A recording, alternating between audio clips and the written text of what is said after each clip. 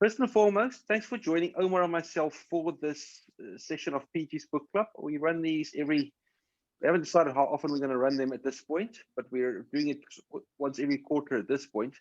And this session happened because we're both incredible fans of Jim Collins, not just through the way that goes into the work that we do in the scaling up community and in the Entrepreneurs Accelerator framework, where Omar and I met in training in Amsterdam, but because we just think it's generally, there's a lot of wisdom, both for personal and business growth out of Jim Collins's works. And this last book, which is a bit of time travel back into the beginning of where he started, is something that we wanted to get into. Omar and myself are both scaling up coaches. Omar will say hi in a little bit because I've got the first section here. He's from Cairo. I'm from Cape Town. And this whole effort has had its genesis in him saying, "You got to read this book," and then I kind of went with it. So that's where we are. Thank you. We've got people from both our business communities in the session today, and it's going to be a lot of fun seeing where that takes us. Omar, just to say hi for a second, and then I'll keep on going. Yeah, there's a wave. There's a wave. Hello, everyone. Excited to be here. We don't want to take too much time with introductions because there's a lot of stuff to cover, but very excited to be here and hoping to be doing this regularly with all of you and Peter. Yeah, and we run businesses. Omar's got branding. I've got a experiential walking business, but right now we're in a capacity of a love for the entrepreneurial messaging coming out of Beyond Entrepreneurship 2.0. So without further ado, let me get straight into it. And the first, this is a book in 9 parts.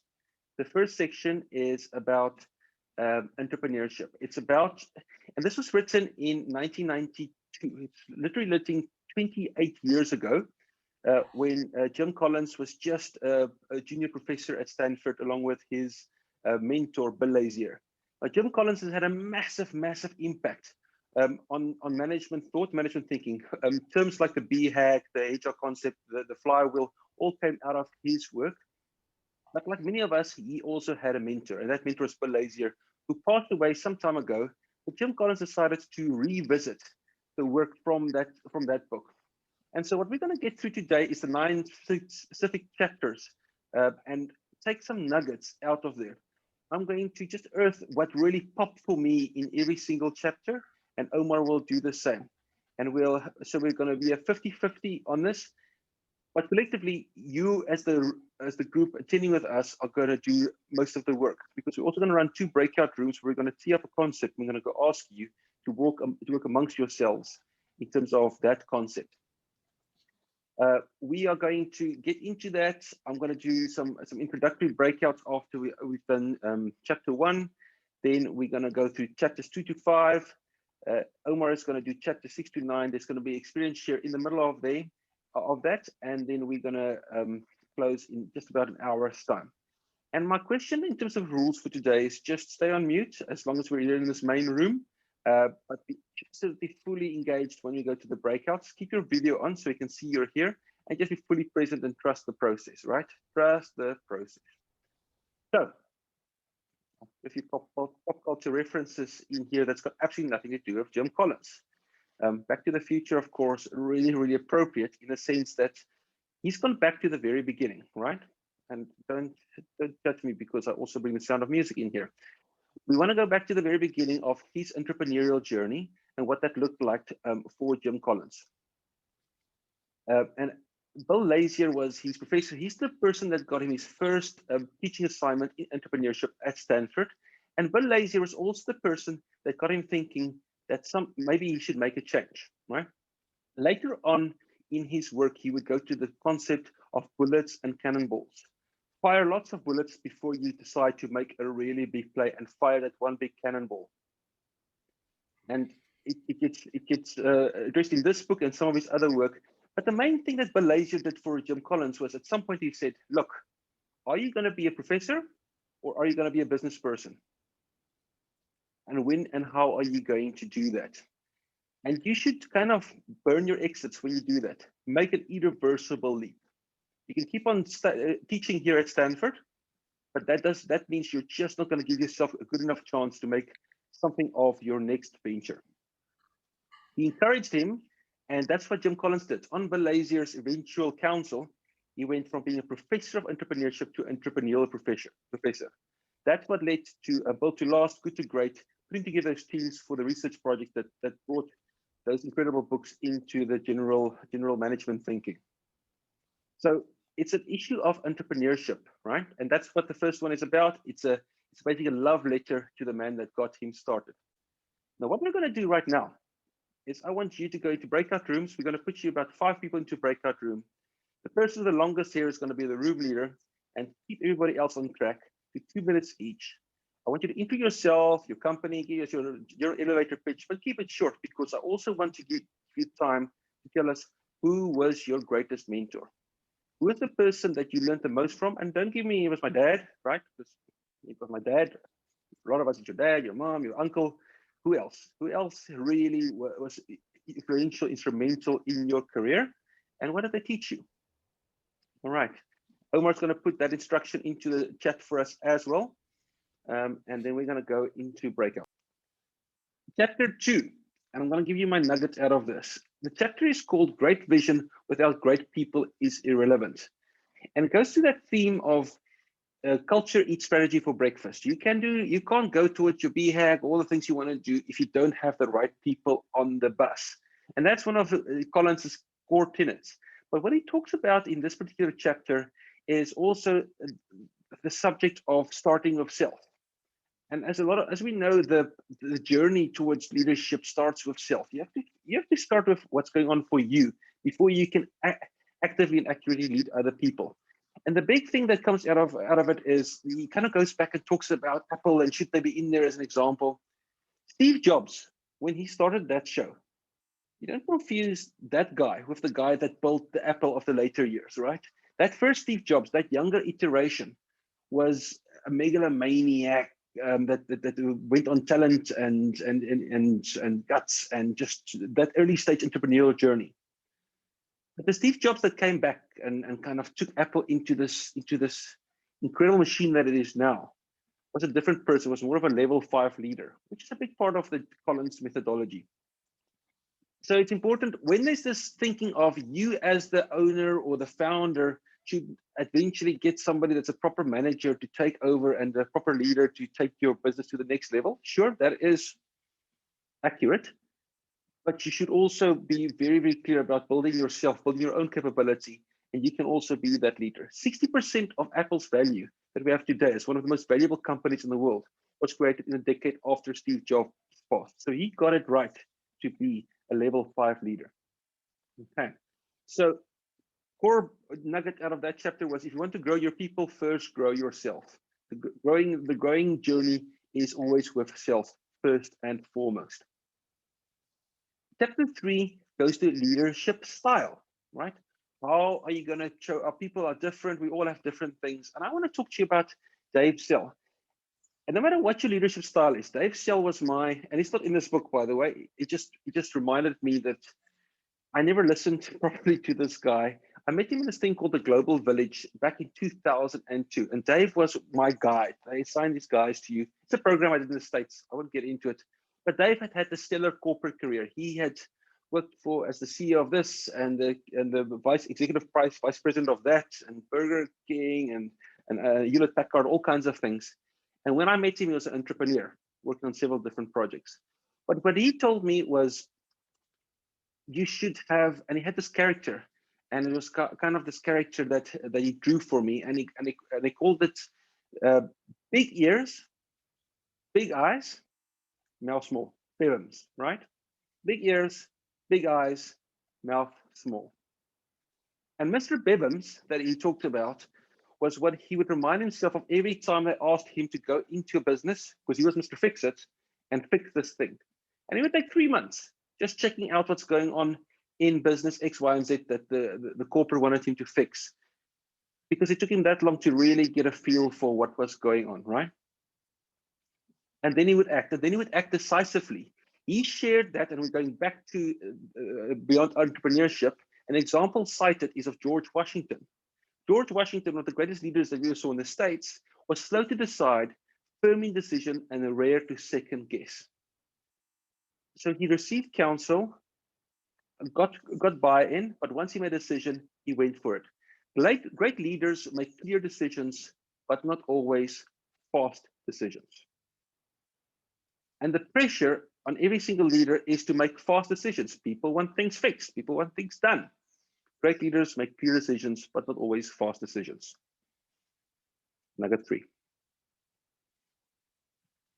I love the Avengers movies. Visions come back. It's all very cool. Chapter 4 is about vision. Not that vision, but the envisioned future of your business. Now, if you're running a business that you're trying to scale and go to some North Star that you fixed, that's called the BHAG. You should vividly understand, and your team should vividly understand where you're going. The whole thing about vision is, in order to get there, in order to scale, you need to have core values and core purpose very well defined. And you can go to Simon Sinek and Man Sits for Meaning, and there's a lot of stuff out there that underpins this. But the bottom line is, you work with a set of core values that is shared across the organization. You figure out why you are there, what you're doing, what everybody can get behind. And then you go, what is that North Star? What is that 10 to 15 year BHAG? And this is a big theme throughout all of Collins's work, the big, hairy, audacious goal. It's going to be big, it's going to be hairy, it's going to be audacious, slightly out of our reach, and it's a goal. And we know we're going to get there in 10, 15, 20 years. And then when you see that Everest, when you see that peak, you build back to the 3 and 5 year marks that you want to achieve, all the way back to this year, this next quarter, who's got to do what to get us there. It's Jim Collins 101, this stuff, but it always comes back to the BHAG underpins a lot of what we also do in the scaling up community when we work with companies. Okay, so vision is just that. Fix a BHAG, get your values to underpin it, go for it. But chapter 5 is the one that I really liked, because I can really relate to this as a South African. Now, if you've ever heard of Gary Player, he was in the Arnold Palmer, Jack Nicklaus era of golfing legends. Won 9 majors, all 4 of them. He's one of only a few people, along with Tiger Woods and Nicklaus and a few others, who have done so. And that's him on the left-hand side. On the other side is Morin du Plessis, not as well known internationally, but incredibly well known in South Africa, because he was the captain of the Springboks team in the early 80s. He's also the manager of the Springboks team that won the 95 World Cup, which is famously immortalized in the movie Invictus. Now, these 2 guys are absolute legends. They happen to be in the same sushi restaurant as me, my wife, and my firstborn son, Marty. And as we sat down, Gary Player came over because he loves babies to cuddle Marty. Then we said, right, seize the moment, go to Mornay at another table and ask to get a picture of my son with him there.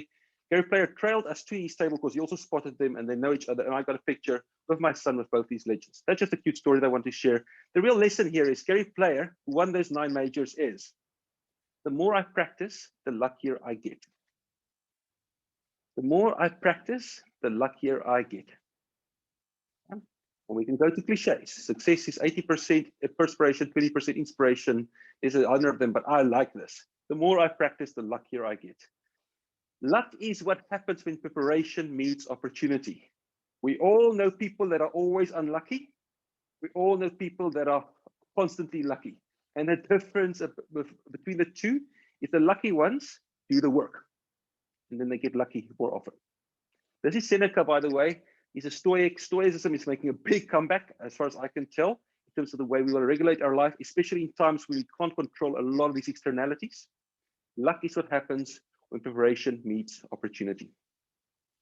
And then, of course, you can go back to Jobs as the example, but Winston Churchill, never ever give up. And funny enough, in my little 5-minute journal app this morning, that also popped up. So that was quite synchronicity in a way. But yeah, Churchill framed it. That is the big thing about luck, is luck happens to people who just don't give up, who keep on trucking. And that's the first 5 chapters. And I am just about done, and I'm very proud of myself for having gotten through it in time so I can give Omar enough time to get through the meat of section 6 to 9. Before I do that, I just want to give you a parting thought here. F. Scott Fitzgerald, writer of The Great Gatsby, said, "The test of a first-rate intelligence is the ability to hold 2 opposed ideas in the mind at the same time and still have the ability to function." Intelligence is creativity and discipline. Humility, but also audacity. In your company, give people lots of freedom and give them lots of responsibility, lots of structure, but lots of empowerment. Prudence and courage, when to go and when to give it a moment, right? And to hold both these ideas at the same time, that is what is really the test of true intelligence. And this is the genius of the and it will come up in the map that Omar will take us through in a second. And my parting shot here, and we're here for talk about Jim Collins, but I think him and Stephen Covey have a hell of a lot in common. And Covey said maturity is the balance between courage and consideration. The no filter guy, the family guy that just says whatever comes through their head, they have not practiced this muscle. They have not figured out how to practice the muscle of constantly balancing courage and consideration in the way they communicate. It's the genius of the and. All right, and that is me in terms of sections 1 to 5. I'm going to stop sharing and I'm going to let Omar take the stage to take us through section 6 to 9 and get us going with the map.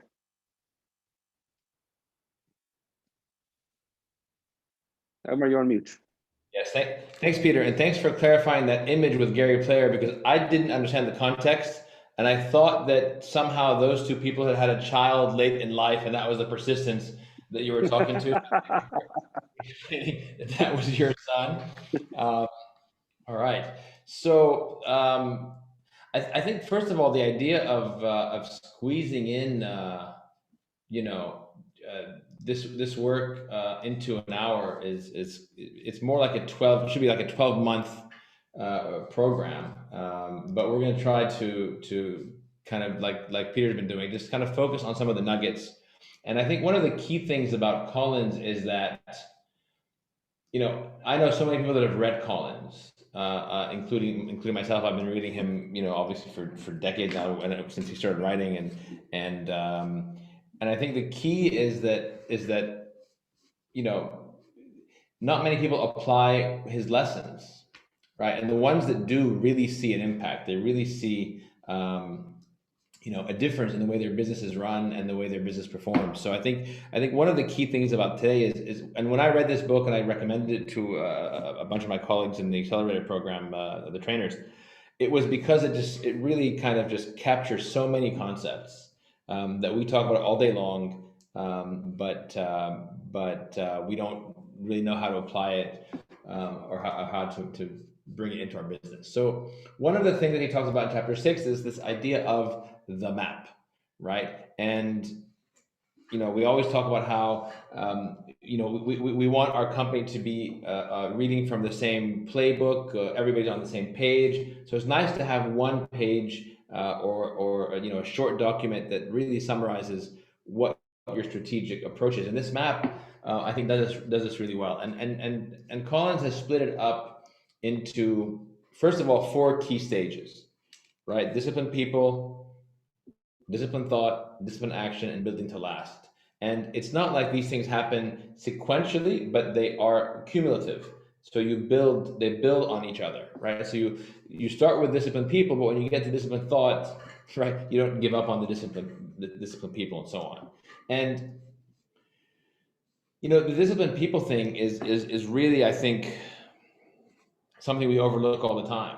And we know when we're hiring that person and they don't quite have what it takes, but we say, you know what, they make up for that with something else.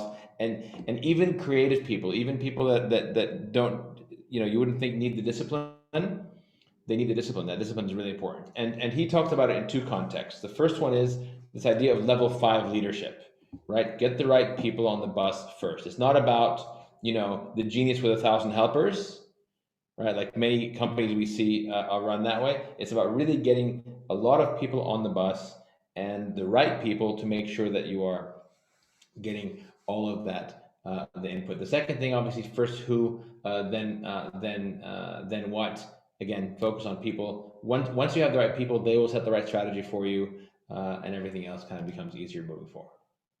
disciplined thought. And what does that mean, right?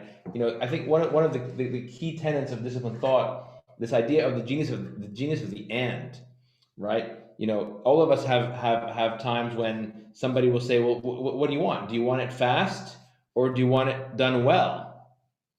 Well, I want both, right? Just because you're doing something fast doesn't mean that you can give up your attention to detail, right? The idea of courage and compassion, that's really important. The idea of balancing all of these different things that sometimes we assume it has to be either or, and the beauty of the genius of the and is really important here. The Stockdale paradox is a great little anecdote that Collins talks about when he met Navy Admiral Jim Stockdale, who was a prisoner of war in Vietnam, and I think spent 8-9 years or something there in the Hanoi Hilton, tortured multiple times, came out with severe damage to his leg, but his spirit was intact. And when Stockdale was telling Collins the story of what happened at the Hanoi Hilton, and how he kind of was always aware of his reality and facing his brutal facts, but always hopeful. And Collins asked him, well, who are the ones that didn't make it? And Stockdale said it was the optimists, right? It was the people that said, we'll be fine, we'll be out by Christmas, we'll be out by Easter, we'll be out by Thanksgiving. And they never made it out, and they died basically of a broken heart. So I think this is a key lesson: is that keep your eye on the brutal facts, but always have hope in the future. I think Mandela is also, it's a great example of that. 27 years in prison, but he always kept his eye on both the brutal facts and hopefully the future. A positive future. Hedgehog concept. This is really important. Understand where is that sweet spot. What is it that you really enjoy doing? What is it that you're really, really good at? And what is it that people will pay you for?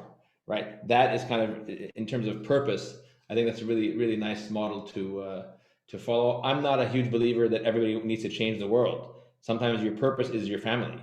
Your purpose is your community. Your purpose is something, that you feel passionate about. It doesn't have to be, global warming but have something that makes you get out of bed in the morning. Discipline action. This really goes without saying, but I think you need to really have discipline action, be rigorous in how you do things. We'll talk a bit more about SMAC in a bit. But from here, I think the idea of firing bullets and cannonballs is really important. Don't get big before you have to, right?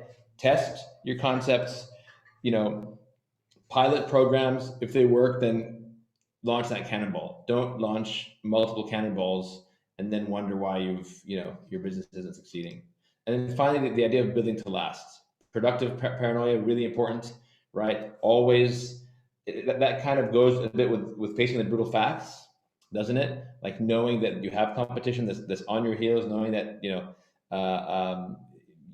kind of need to always keep moving, otherwise you'll die. More clock building and less time telling. This is one of the ones that I was telling Peter. I love this, right? And when you hire someone, when I hire someone, I always ask them, did you work within a system that existed, or were you part of building that system, right? Did you build the process? Were you building clocks, or were you telling time? And the clock builders are really, I always say the clock builders shall inherit the earth, right? And then finally, preserve the course, limit progress. Always keep that focus on the BHAG. Now he adds something really nice here, obviously, with the idea of the 10x multiplier, which is that competitive advantage that gives you a real edge in your business, and then the return on luck.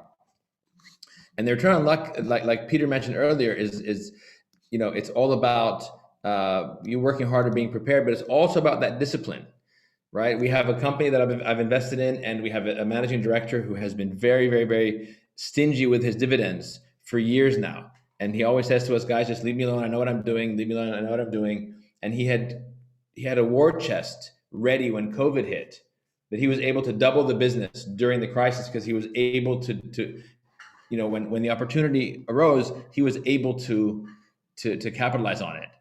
So now none of us question his dividend policy. And then all of that together is going to lead you to those superior results, distinctive impact, and lasting endurance. So that, I think that map is a great place to pause when you're reading the book. Take a look at it. Think about your own map, right? What is it that you're doing, kind of to make sure that you're having those disciplined people, disciplined thought, disciplined action, leading to the results that you want. Now, strategy is great. We talk about strategy all day long. What I love about this book is that it makes it very clear that strategy is not about, reams and reams of Excel sheets and PowerPoint presentations that are very complicated. It's about 3 pages that kind of align everybody behind what you're doing. All of us who are doing accelerator and scaling up, we know that kind of 1-page strategic plan has a big part of strategy in there, and it's pretty straightforward. But I love this quote from Arthur Rock, which Collins has in the book, which is, strategy is easy, but tactics, the day-to-day and month-to-month decisions required to manage a business, those are hard, right? And we know that, right? It's so easy to sit in January and have a really big idea, and then you wonder what happened by July. No one remembers what the idea was. No one's followed up on it. No one's done anything, and you haven't made any progress. So what are some of the key strategic issues that businesses face that we should be thinking about all the time? One is how fast to grow. That is a really difficult question, by the way. How fast to grow? I think there's a great Harvard Business Review article that is titled, "How Fast Can Your Business Afford to Grow?" And if you haven't read it, you should. I think it's a great, a place to start. Growth can kill you, right? Most companies go bankrupt after a fantastic year of revenues. Right, we've seen that happen. So the second thing is focus versus diversification. What are you going to do? Are you going to focus on one area, really nail it, or are you going to diversify your business? And that depends on a lot of things. Are you in a small market or are you in a big market? What's the competitive landscape looking like? So we have to consider that as well. Do we go public or not? Right? Or maybe other financing decisions. Do I accept an investment from my brother-in-law? Right, as a friends and family investor, or do I, all of these different financing decisions come with, strings attached, right? So that's something we need to always consider. Companies always think, the IPO is the future, but it's a given, and it shouldn't be. Do you want to lead a market or follow? We've seen great success stories, in both of these. Some market leaders that have done really, really well, some market followers that have killed it. Right. So which one do you want to be? So he lays forth a couple of principles for setting effective strategy. The first thing is the strategy must descend directly from your vision. Right? Vision first, then strategy. If you don't know where you're going, any path will get you there. Right? Number 2 is the strategy must leverage the strengths and unique capabilities of your company. Do what you're good at. Right? If you're really good at something, go with that. Don't try to, build a strategy around a capability that you don't have. And that can be, maybe you're a great business development person. Maybe you're fantastic at a certain, part of your industry that others aren't good at. Focus on that. And then be realistic. Confront reality. Goes back to confronting the brutal facts, right? Even if the reality isn't pleasant, confront it. Make sure your strategy considers that. Right. I love. There's a great quote by Mike Tyson, and you'll never hear me quoting Mike Tyson except for this one. But he says, "Everybody has a plan until you get punched in the face." Right. And this last quote is really, you're going to get punched in the face at some point. Make sure that your strategy is realistic. And then strategy should be set with the participation of those who are going to be on the line to make it happen. Don't sit in a room, conceive of a strategy, and then dump it on your people. Right. Make sure that they're in the room with you when you are building that strategy. So now in 2020, when he's revisited, he has added 3 elements in terms of the essence of strategy, right? And the first one is, where do you place your big bets, right? Resources are limited. Where are you going to allocate those resources? What's that thing you're going to do that's going to put you on that inflection point to get your flywheel running, right? Could be an industry, could be a market, could be an offering, could be a customer, could be a number of different things. You need to kind of figure what that is. The second one is how to protect our flanks. Make sure that you don't get blindsided or surprised by a competitive move. And then finally, how do you extend our victories? How do we take the victories we have already and build on them, right? And that can be as simple as sharing your success stories, right? It can be as simple as letting people know that, you know, we've done this, we're really good at it. Come, let us do it for you.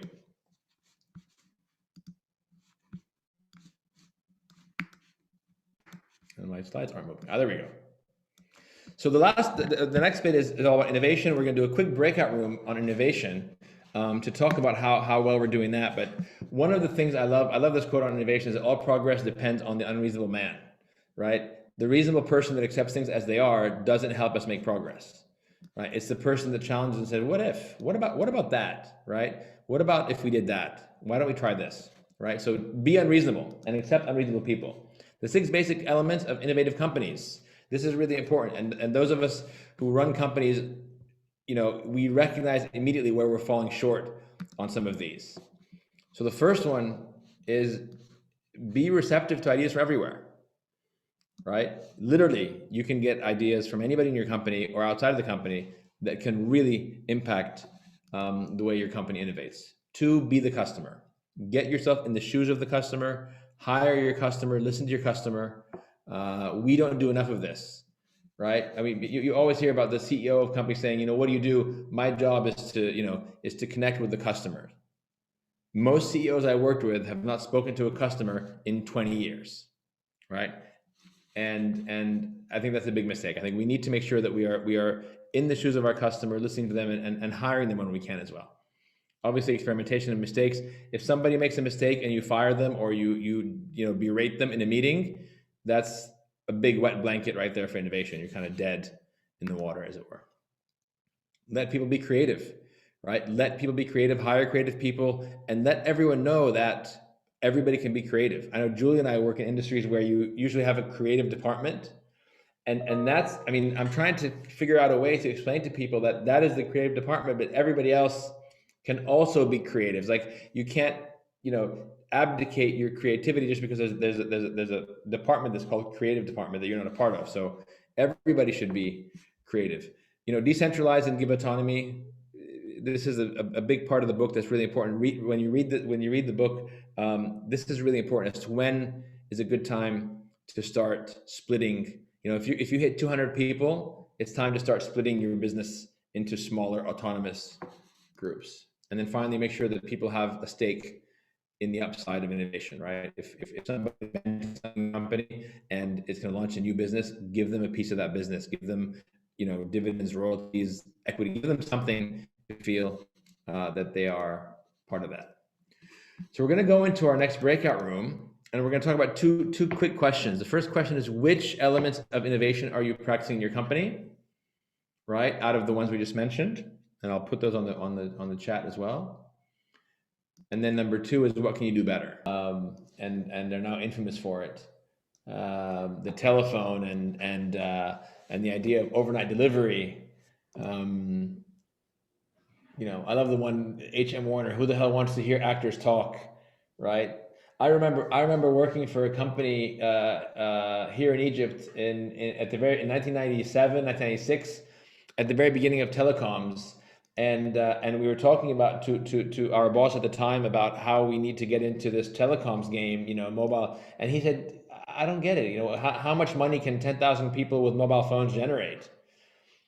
And and the rest is history. So beware of those wet blankets, and make sure you're not one. I think we've all been wet blankets at some point in our careers. So very quickly, tactical excellence. I love this. This is a great place to kind of wrap up for today. Mies van der Rohe said, God is in the details. And what that means is that, it's just, everything's in the details. You can have 2 ideas. One is, executed well, and one is executed brilliantly. And the brilliant execution always wins. So always keep an eye on those details. A great concept was poor execution is death. And we see this all the time. And someone will say, yeah, I'll have clients, I'll tell them an idea, and they say, yeah, we tried that. I'm like, hey, you tried it, but you sucked at it. You didn't do it well. You didn't execute it well. It's like, even an average idea executed well can give you impact. So Collins talks about being smack. And I love this because this is going to be my new catchphrase. You know, you should walk around smacking everybody. And in the book, it talks about how smack can be used as an adjective, as a verb, as a noun. It can be used in different ways. But smack basically stands for specific, right? We're going to grow by 35%. That doesn't tell anybody anything. What does that mean? 35% of what? Is it revenues or profit or size of business or number of people or number of clients? And by when? Right? So specificity is really important. The second one is be methodical. Man, if someone had told me this, 20 years ago, right? Do things right with a method, do things systematically, and then finally be consistent. Be consistent in the way that you're doing things. Do things on a daily, weekly, monthly, quarterly, and annual basis, so that you can build on, all the progress that you're making. This is a great quote. You all know W. Edwards Deming, who's kind of like the father of TQM and the precursor of lean manufacturing and all that stuff. He said that the bulk of the causes of low quality and low productivity belong to the system, right, created by management, and thus lie beyond the power of the workforce, right? If your teams are not being productive and efficient, look in the mirror. Right? That's probably where the problem is. It's not going to be solved by pounding them on the head more than they're being pounded now. So 5 things quickly that will help you to get people to execute well. 1, make sure that people are clear on what they need to do, right? Peter, will we be able to share this deck with everyone after we're done? Is that okay? Yeah, we can share the deck. We'll also record this and post this to everybody. Perfect. Just like that, like no credit card numbers, just free of charge, just like that? Just free of charge. All right, love it. People execute well if they have the right skills for the job. Make sure that you're asking people to do things they know how to do, right? Don't ask your accountant all of a sudden to be your business development guy, right? Or vice versa. Make sure that people know what they need to do and they have the skills to do it. Give them freedom and support. Don't micromanage. Don't look over people's shoulders. Don't tell people how to do things unless you're guiding and coaching them, right? Otherwise, let them figure it out themselves. And then people execute well when they are appreciated. Appreciated. Doesn't always mean money. It can mean money. It can mean so many other things. And then finally, people execute well if they see the importance of their work. If you have a purpose as a company and people know what you're doing and why you're doing it, it will get them to execute better. People will execute well if they see the importance of their work. And that wraps it up for me. We would love to hear your takeaways. If you guys can just go on the chat and just type away. Let us know what stood out, what you're taking away. What will you do differently in your business as a result of our chat today? I hope read the book is one of them, because that's I would highly recommend that. So give us your key takeaways in the chat. What are you gonna do differently in your business?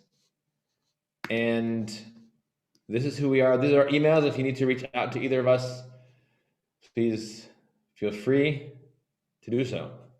Peter, back to you, sir. Thank you. I see a lot of good comments through. Thank you so much for teeing this up, Omar, in so many ways.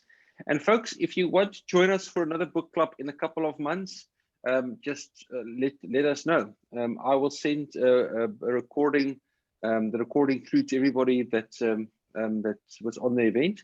And yeah, let us know if you want to come again, and we'll invite you again, and we'll do some more unpacking of great books. It's something that we're passionate about, and we love to do this stuff as part of our general giving back to our learning and training community.